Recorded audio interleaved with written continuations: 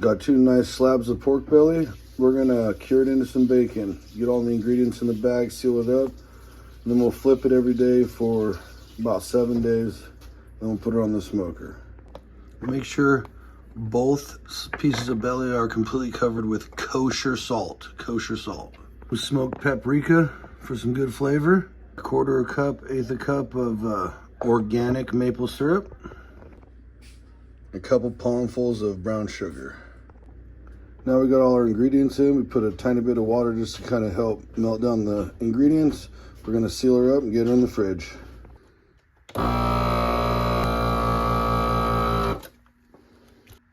Want to leave just a little bit of room in the bag. There she is. And this every day, every 24 hours, we're gonna flip it so that each side gets to sit in the brine as evenly as possible.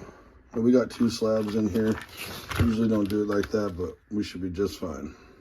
There it is. Been curing for a little over a week.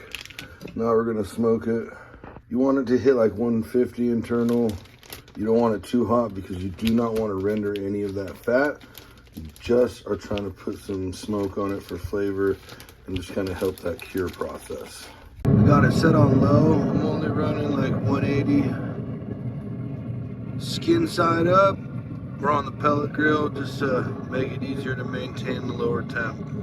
The smaller piece finished. This one's almost done. We just did a little check on her. We're about to pull her off, and then we'll show you what we do afterwards.